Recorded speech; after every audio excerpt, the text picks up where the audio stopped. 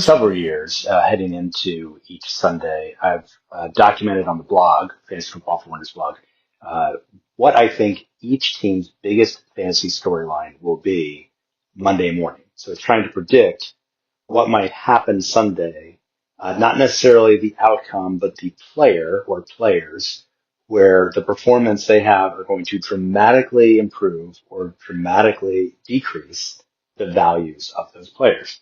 They're kind of pressure point fantasy players, essentially, where you sell high, you buy low, or or you're stuck, or you win. I mean, it's really comes down to that with some of these players.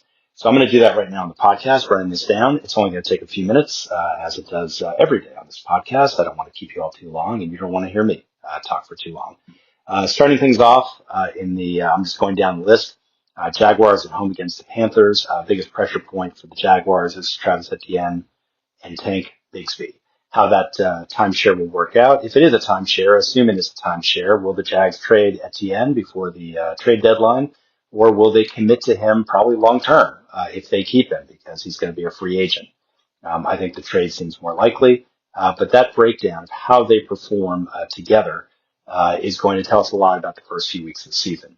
On the other side of the ball, Bryce Young, the last 3 weeks of last season, I think he had 12 touchdowns in those 3 games. I might be one or two off. Maybe it was 10. It was a lot. He definitely saved his career in the short term with that great final stretch. Now the question becomes, is he the guy in Carolina? And in week 1, we're going to find out, I think, whether or not he probably is the guy, or, well, maybe he isn't the guy. I really think this game is going to tell us a lot about that. In the next game, and I'm going to go faster here now that you kind of get how this thing works, Brees Hall for the Jets. That's the big pressure point. He's the RB16 in terms of his ADP. I thought he'd be top 10 easily. We'll see if he's as great as I think he will be. And then for Pittsburgh, Jaylen Warren and Caleb Johnson. Jaylen Warren is expected to be the starter. Caleb Johnson, the rookie, on the outside looking in, perhaps. But we'll see if Warren keeps the job for the long term. And that Pittsburgh team might be as competitive as they always are under head coach Mike Tomlin, or this might be the year that it all falls apart. That will tell us a lot, I think, about whether Johnson gets more run later in the season. And with Washington and the Giants, we've got Ja'Cory Krosky-Merritt and Chris Rodriguez. That backfield, of course, a lot of these pressure points are going to be running backs. But with Brian Robinson traded, definitely Krosky-Merritt and Rodriguez are going to be huge names, with Krosky-Merritt having the inside track. I don't buy into Krosky-Merritt as a big fantasy play in general, but we'll see what happens. And for the Giants, I think it really comes down to is Malik Neighbors the elite receiver that we expect him to be. I think that's the expectation, but at the same time, what he did last year and the target share that he had was insane.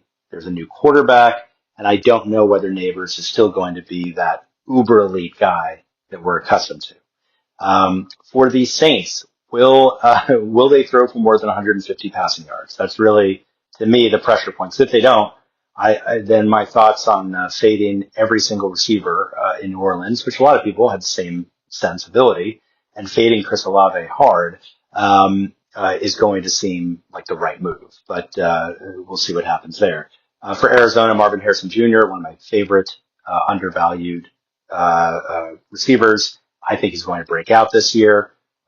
Week 1 will tell us a great deal, I think, on whether that is a strong possibility or not. For the Patriots, Drake May, I do not buy into him as a breakout candidate. Many smart people do. And I think we're going to see it's a good matchup against the Raiders.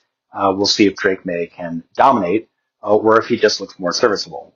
For the Raiders, rookie Ashton Genty, is he the real deal?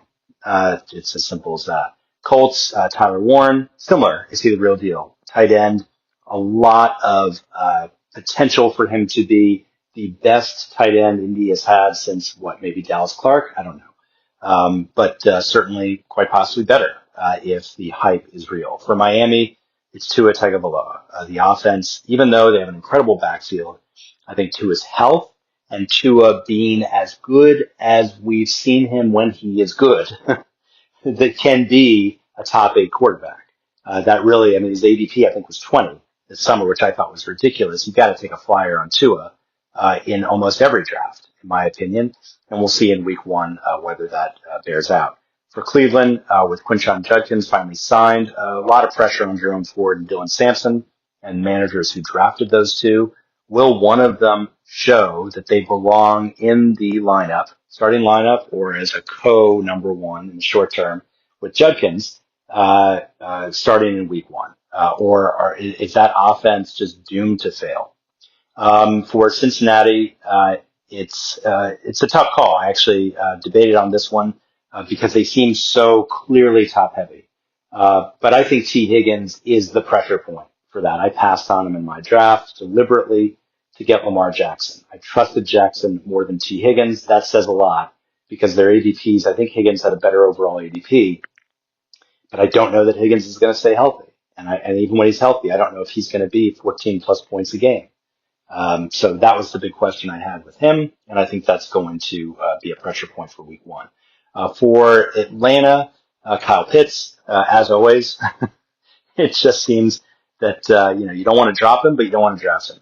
That's really what it comes down to. And for Tampa Bay, the rookie Emeka Egbuka, with Chris Godwin out, we'll see if Egbuka can carve out the kind of role that would merit starting him every week, even when Godwin returns. Seattle. Zach Charbonnet and Kenneth Walker. Kenneth Walker's been the lead guy ever since Charbonnet was drafted. This might be the year Charbonnet goes toe-to-toe. We will see how it pans out in week 1. For the Niners, Christian McCaffrey. He's already hurt. Folks, this is I've talked about it a lot. It doesn't mean he won't have a great season. It might mean that he misses 5 games. It might mean that he averages only 16 touches a game. He's not going to be the dominant force, I believe, that people expect him to be based on ADP. So what happens week 1 if he does play, assuming he does, will tell us something about how San Francisco might use him for the foreseeable future. Denver, J.K. Dobbins and rookie R.J. Harvey. I thought Harvey would have the inside track on winning that starting job this preseason. It looks like Dobbins may be the guy for a little while. We'll see what happens. It's going to be a fascinating backfield. And for Tennessee, rookie Cam Ward. Anytime you have a number 1 overall pick, we talk about it with obviously Bryce Young and others, there's going to be a lot of pressure on that quarterback, especially if they inherit a bad offense. And Tennessee has a subpar offense, to say the least, including 2 aging receivers in Tyler Lockett and Calvin Ridley. Does Cam Ward have a chance to be fantasy relevant at all? For the Rams, Kyren Williams, down on him as far back as last January, when I told readers, by the way, sell high on Kyren Williams in Dynasty because it's not going to look good the following fall. Well, we're in the following fall, and I still am very down on Kyren Williams based on his average draft position, and I believe Blake Corum, perhaps Marquez Hunter, but likely Blake Corum, at least in the opening week, if he gets some run and Kyren Williams falters or doesn't get 15-plus touches, wow, that could be a fantasy earthquake for some folks. Let's move on to Houston as we're starting to wrap this up. Nick Chubb, can he reclaim anything close to his former glory? Probably not, but he's got a few weeks to prove himself. So, and the running back core behind him is thin enough where if Chubb does serviceably well, then he'll probably keep the job for the foreseeable future, and that's going to be a big deal fantasy-wise, and an offense that should be above average if everything's clicking.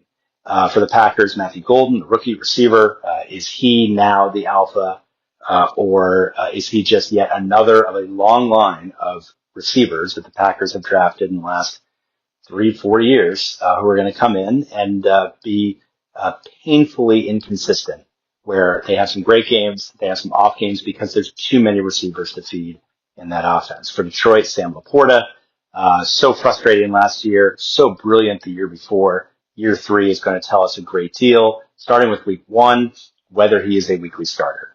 And finally, the Sunday night game, Buffalo.